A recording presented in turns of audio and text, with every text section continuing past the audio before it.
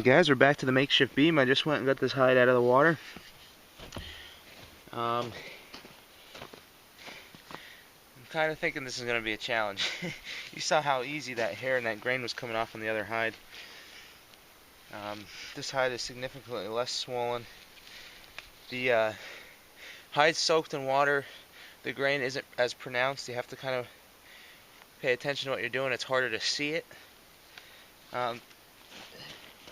So to give myself a fighting chance, because I don't know how hard, I mean some spots the hair's pulling out, other spots it's not. I worked on a little flushing tool from the warmth of the wigwam, and all I did here was take a stone flake and carve a little notch in the stick, and I inset a piece of a bone fragment, and I used a whole bunch of pine pitch. Hope the camera's picking this up. So I'm going to try this. I've seen examples of this same tool as artifacts, and I heard the author's opinion said they worked really good, so I want to give this a try. So I'm not going to explain it as much in this video because I kind of went over what's happening, but you'll see some differences in the hide soaked in water for sure. So I'm going to give this a whirl, see if this does anything. So I'm getting a little bit of hair, which is nice, and actually I'm seeing some of that grain coming off as well. It's a little, you have to go over a couple more times than the steel tools. This is a thinner hide, the layers are less pronounced for sure. And you can see, let me see if this is in the camera first of all. Yeah, I don't know how well you're going to see this. You could still kind of see where I scraped. It's definitely less pronounced. I'll try to get some close-ups. This hide is less swollen, so the grain is less swollen. It's a little bit harder to see, so you have to really make sure you get the grain off with hide soaked in just water. I'm going to try to get a close-up. Trying to get in a spot where the shadow's not. So I'm real close. I'm hoping the camera's picking up. I can't really tell. But you can see the layers are less distinct here. Right here, the grain's still intact. Right here, I scraped. So you really have to be careful that you are making sure you're getting the grain off when you're scraping hides just soaked in water. Alrighty. Something else I'm discovering right now. Just now I was scraping, going with the hair, and it wasn't taking off as well as if you turn the hide and go against the hair. It seems like it was definitely a little bit easier to get it out, but man, this is what I expected, especially along the backbone. The hair sometimes on certain deer is just really tough to get out. I'm hoping if I just get a good enough bite, I can really start plowing some of this off. This tool is taking a little bit to get used to, but I mean, I'm really happy with this tool. This is really, really cool. The nice thing about a charred off piece of bone, it really leaves you with a sharp edge. So you don't have to do so much sharpening. It's more of break a couple bones, smash them, and hope you get some sharp pieces out of it. And that's definitely a lot easier than scraping on a bone for a while. So I'm just going to have to really go slow and make sure I'm getting all this grain. But you know what, this is actually going about better than I expected. Because even with steel tools, I used to do all my hides like this. I used to not soak them in lye, and man, it was a chore even with steel tools. Some of those hides can be really tough.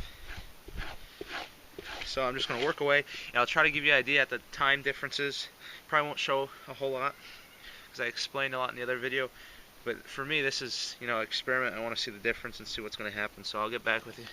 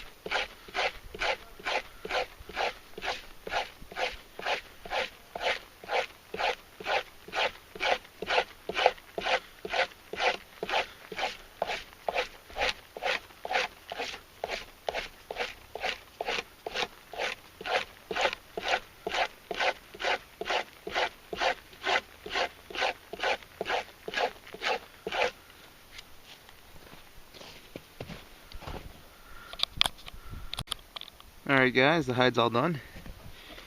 You're looking at a good hour I put into this hide.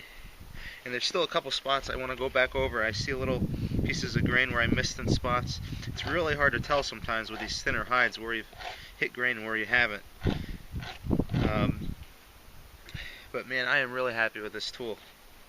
A couple spots where the unevenness of this beam and a couple knots, my hide caught it and dug in. I got a couple holes in the hide. But I plan on sewing this hide up, so I think if this tool would have been given a fair shot, if this had been soaked in wood ash, boy, I would have given that steel tool a run for his money. It's one of my favorite tools now. So at this point, I'm also going to assess the flesh side too. There's a couple spots where I might have missed some membrane, and this has been soaking in water, and I removed the hair, so now my tool should get a really good bite. And I'm just going to go over, I don't know if the camera's picking this up, but you can see kind of like hair all over this hide. It's what's known as the membrane. A lot of times hides have a lot of this on it. So at this point, now that the hair's been taken off, it's really easy for the tool to get a good bite. And you could really scrape on it and just get what you can, but this membrane is just peeling off now. So I mean, this isn't super crucial. Some people will tell you that, this is anything that'll affect with brain, you want to remove it. Basically, all that's going to happen is when you're done tanning this, there's going to be a lot of shag on your hide.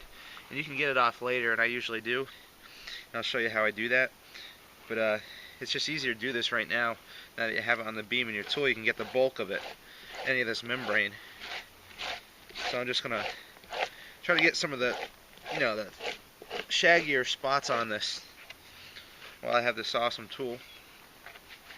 And I'm out here. So I'm just going to go right ahead and a couple of these real shaggy spots, and you'll see this is just coming right off. And it's cleaning up the hide a little bit too. I got like mud stained from the creek. Nothing. It's not super crucial. You want to get most of it off if you can, because any of that dirt and mud can stain the hide later on, or kind of affect how well the brains are soaking in. So I'm just going to go ahead here, try to clean this hide up, this flesh side a little bit, getting that membrane off that I can, and then this hide's good to go. We'll talk about what's next. Alright guys, that was about 5 minutes. I just ran my knife over this hide real quick. You can see some really white spots where I got most of the membrane, and then there's other spots where there's still a lot of stains and membrane and stuff, and I'm really not too worried about that. Functionally, membrane and shag on the hide isn't going to hurt you at all, but I have a way of cleaning it up in the end, so I'm really not too worried about it. This is the side you wear against your skin, so you have to consider that. I doubt you'd feel a lot of shag, but you just want your hide real nice if you can get it. And we're ready to move on from here.